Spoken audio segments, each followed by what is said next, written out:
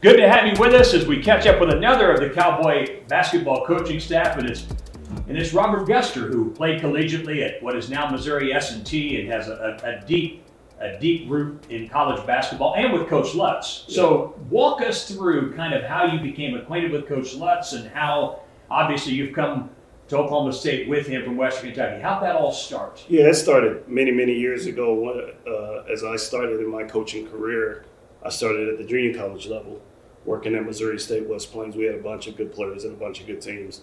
And back then, Coach was working for Danny Casper at Stephen F. Austin, and they recruited a bunch of my guys. So I kind of followed his career, got to know him through the recruiting ranks and seeing him on the road a lot, and was definitely blessed for him to give me the opportunity to join him at Western Kentucky. And I never thought it would be an 8-month stint, but it was. And, Coach Lutz is a guy that has a tremendous work ethic, man. He is, even back then, he was on top of every single kid in the country and knowing where everybody was at, and just a worker. And he's definitely put himself in position and had a tremendous career. As far as managing his players is concerned, what's the best trait he brings to the table that way? I think he has an unbelievable, uncanny ability to know when and when not, if that makes sense. Like, there's some times he'll push the button harder, and there's other times, he'll hug them, for lack of other terms. And so I think he has an unbelievable feel for guys and young people, and knowing when to press them a little bit and make them do some things. And other times he's going to hug them and love on them.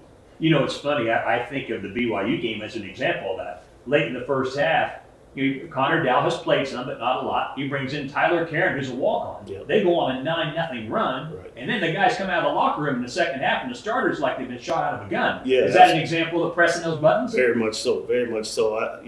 There's been many examples of maybe we don't have a good practice or something, and he'll cut it short, and maybe there's another time things aren't going well. He may give him a day off, and then all of a sudden the next 3 days it's boom, he's going to hit him in the mouth. So he just has a great feel for young people.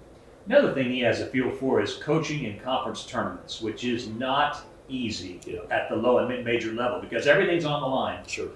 Last year at Western Kentucky, it wasn't, regular season-wise, you had a solid season, but, you weren't the regular season champions, right. But you won the tournament. Yeah. What makes him good, do you believe, in the conference tournament environment? First of all, he has an unbelievable amount of confidence in himself. And I think it dwindles down to the rest of the people. He's never shaken. I remember vividly we were playing against Arturo Dean and Florida International, and they were at the bottom of the league, and we lose a tough game on the road, and everybody's extremely down, and we have a meeting the next day at the office, and we're kind of down in Denver, and he comes in and he says, everybody needs to get their head up. We're going to win the conference tournament. And I'm looking at him like, are you kidding me? We just lost to Florida International on the road. And that's just what he is, man. He has an unbelievable amount of confidence, and I think it goes down to the young people.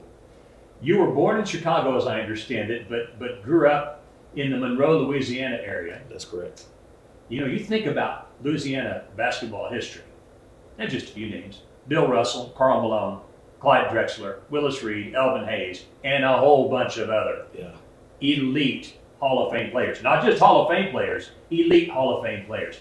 Is it safe to say that sometimes that state, Louisiana, is not appreciated for basketball as much as it should be? Because it's been loaded. Yeah, absolutely, man. I definitely think that. Obviously, specifically the area I grew in North Louisiana, I think it has gotten a little worse in terms of talent in the recent years. But I'll speak of one guy that I played with, Mike Smith, who I played with in high school, graduating from West Monroe High School in 1995. He still may be the best player I've ever been around. I mean, he was an elite talent, 6'8", 2-guard, could jump out of the gym, could shoot it from the bathroom. He was an unbelievable player, and obviously he was the first player that Michael Jordan drafted with the Washington Wizards. So yeah, I definitely think so. Louisiana is embedded with talent for sure. Did you run across Karl Malone ever? All the time. I mean, I saw him around the area. He's obviously spent a lot of time in the Ruston area. I got a chance to be around him. He used to drive around in his 18-wheelers and everything, so we would always know when he was there. But never really spent much time other than seeing him around. Someone you did spend a lot of time with was Brooks Thompson, who you worked for at UTSA. Yeah. What was that experience like for you, and what did you learn from him? Yeah, I mean, first of all, he's the best storyteller I've ever been around. Oh, there's no doubt about that. He told a bunch of NBA stories and stories about playing Michael Jordan, who's my favorite player of all time. So I was always, locked in when he told those stories. But, Brooks was a guy, again, similar to Coach Lutz from the standpoint of, very confident. Walk in the room, you always knew he was there. Mm-hmm. He made his guys believe in themselves and make them do things they couldn't do, to be frank. And one year sticks out to me the most is the year we went to the NCAA tournament. We had a really good team. We were like second or third in the league, and immediately he started talking about, we're going to the NCAA tournament. We're going to the NCAA tournament. And so it was fun to watch him work his magic and again, make young people believe in themselves. And the sad thing, we lost him way too soon. Yeah, for sure, man. I think about him all the time, and he was an unbelievable person. Obviously gave me a tremendous opportunity to work with him for half of my career.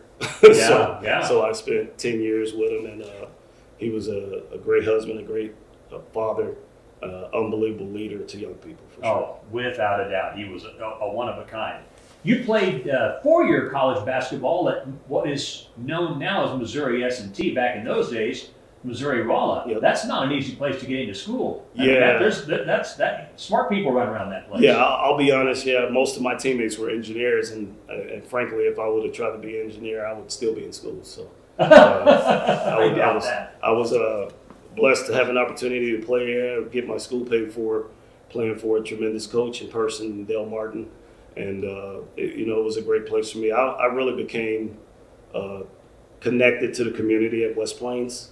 I have a host family there that basically has taken care of me and been a part of my life since I was... Because that's where you played JUCO before you went back there and coached, correct? Yeah. So I met this family when I was 17 years old, and we still have a connection. It's been 30 years, and they are unbelievable grandparents to my children.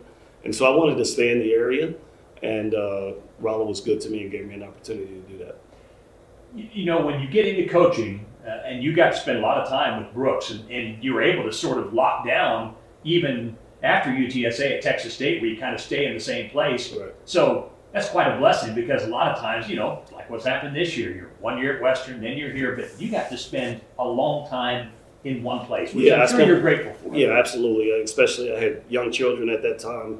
My oldest right now is 24, and my youngest is 17. So I spent 17 straight years in the city of San Antonio. That's awesome. So my youngest has been bounced around a little bit. We spent a couple months at New Mexico State. We spent 8 months at Western Kentucky, and now here. But my oldest got a chance to basically spend all of her school there in the city of San Antonio. Yeah, which is fantastic. Yeah. What's the best thing for you being in coaching that somebody might not even think about? Yeah, I mean, I always think my trophies are seeing the young people be successful. I mean, nothing is more gratifying for me personally than to see a person become a father and a husband, and to do a great job as a professional at whatever aspect they choose. I try to stay connected with all of my guys. This is year 25, and again, the biggest blessings for me are when I see them grow up. Yeah, and it's funny you bring that up, because I think of Coach Lutz, and you see his family around. Of course, the girls are in college, and his young son is around a lot. But in his unique way, a very good way, to me, there's some modeling there about, okay, what's a good husband look like? What's a good father look like? That's the impression I have, the early impression. Absolutely. I've been blessed to be around a bunch of people like that, including guys I work with, as assistant coaches. I think about this staff that we currently have, Coach Mike, Coach Miller, and Coach Cox, Coach Sutton, Coach Page. Man, those guys are all unbelievable people. They're great people, and they're great fathers. So even when you kind of stray, you can always see, man, this is what it's supposed to look like, and straighten up. So yeah. Coach Lutz is also a great example of that. That's assistant coach Robert Guster, and we'll see you next week.